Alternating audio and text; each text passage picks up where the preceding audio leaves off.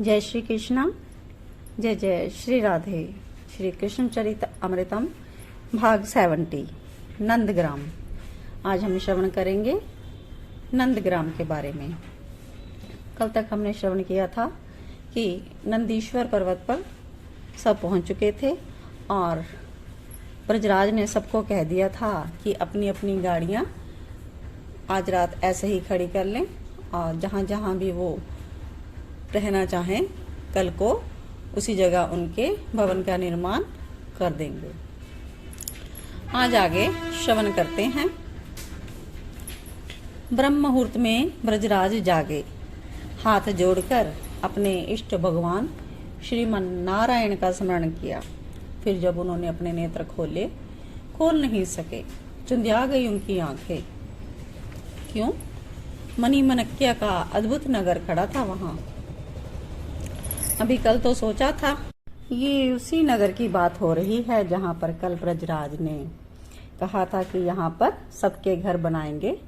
तो आज वहां क्या देखते हैं कि मणिमनक्या का अद्भुत नगर खड़ा है। ब्रजराज दौड़े बाहर, चारों ओर देखने लगे। बैलगाड़ियां को सजाकर ब्रजवासी जहां जहां पर सोए थे रात्रि में, वहां उनके भवन बन गए हैं। भवन भी भैवशाली मणियों से सब रचे हुए। चारों ओर अचंभित होकर ब्रजराज अपने इस अद्भुत नगर को देख रहे हैं। आगे बढ़े ब्रजराज, वहां देखा कोषागार बनकर तैयार है। दूसरी ओर वन वाटिका दिव्य है जिसमें अनेक पुष्प खिले हैं। उन पुष्पों की सुगंध भी बड़ी मादक। चारों ओर घूम घूम कर नंद जी देख रहे हैं। ये क्या हो गया था? कल ही रात तो आए थे यहाँ, भोजन किया और यात्रा में श्रमित होने के कारण सब सो गए। बैलगाड़ियों को सजाकर ही सोए थे, फिर एक ही रात में नगर खड़ा हो गया। भक्त किसी को क्यों श्रेय दे? उनका तो सब कुछ इष्ट है।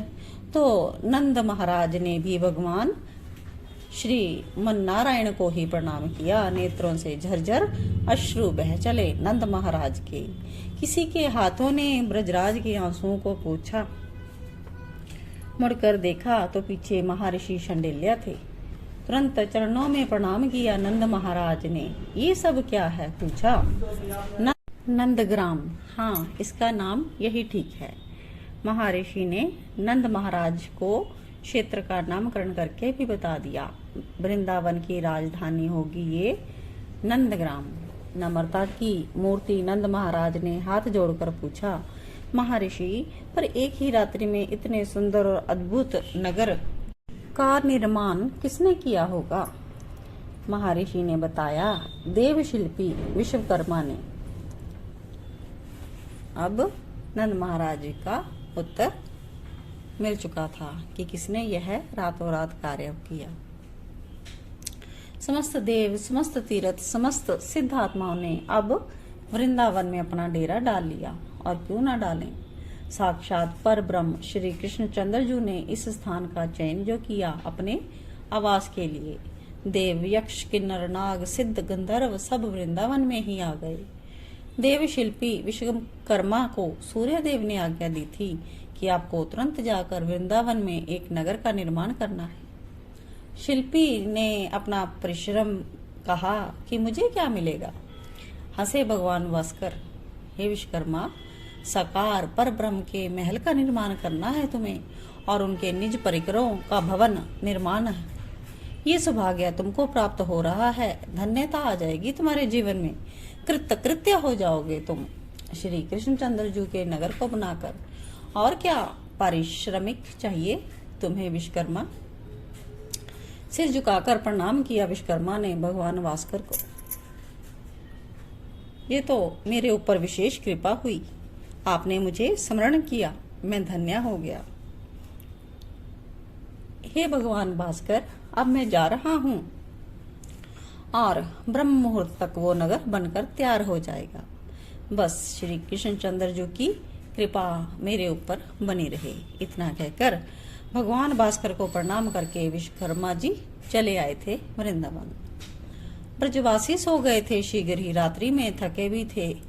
यहाँ तक कि रक्षक द्वारपाल सब सो गए, किसी को कोई सुध नहीं। वृंदावन में निश्चित हो गए थे ये लोग। अकेले कहाँ आए थे विश्वकर्मा, साथ में हजारों शिल्पियों को भी तो लाए थे। सबके पास मणि मणिक्या बहुत थे। बस देखते ही देखते शिल्पियों ने अपने काम करने शुरू कर दिए थे। महल बनाए। महल नंद नंदन के लिए था, इसलिए अपनी सारी कारीगरी निचोड़ दी विश्वकर्मा ने नंद महल में। महल के आसपास सरोवर होने ही चाहिए। कुबेर ने अपने यक्षों को आदेश दिया था, सुंदर सुंदर सरोवरों का निर्माण कर दो। यक्ष सरोवरों के निर्माण में लग गए। नगर का निर्माण हुआ, मार्ग बनाए गए, चौराहों के मध्य में नाचते हुए मोर, शुक के जोड़े, कूदते कपी, ये सब बना दिए। दूर से देखने में ये वास्तविक लगते थे। ब्रजवासियों का अति सुंदर बनाया गया था। यमुना के घाट मणि मणिक्या से भर दिए। अवनी में मणि खचित करके रख दिए थे। गोयों के लिए गौशाला अद्भुत बना गई थी। क्या वर्णन करूं मैं उस नंदग्राम का। तात, विश्वकर्मा ने जिस श्रद्धा से और पूरी निष्ठा से इस नगर का निर्माण किया था, वह अद्वितीय रचना थी। उद्धव जी ने विदुर जी से कहा। अब अगला सीन। नंद महाराज, महाराज ब्रजराज, आपकी जय हो, जय हो। महर्षि शांडिल्य नंद महाराज से चर्चा कर ही रहे थे कि रात्रि में कैसे देवशिल्पी ने इस नगर को बनाया।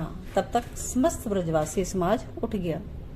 उन्होंने देखा दिव्य भवन ऐसा उनका बने हुए हैं जो बड़े बड़े राजा महाराजाओं को भी दुर्लभ है। इसलिए सब नाच उठे, बाहर आए। बाहर की शोभा और भी अद्भुत। बड़े बड़े राजपथ का निर्माण हो चुका था, तो नंद महल की तो बात ही क्या करें। ये सब दौड़ पड़े नंद महाराज की और समस्त ब्रजवासी। हे नंद महाराज, जय हो, आपकी जय हो। देवशिल्पी तो एक सामान्य पुण्यजीवी देवता हैं। कृपा तो सब मेरे परम इष्ट नारायण भगवान की है, ब्रजराज ने दृढ़ता से कहा। इस बात को सुनकर गदगद हो गए महर्षि। सत्य है, यही परम सत्य है, मूल में नारायण ही हैं। महर्षि बोले, पर नारायण तुम्हारे यहाँ बालक बनकर आए हैं। किंतु ये बात मन ही मन बोले महर्षि।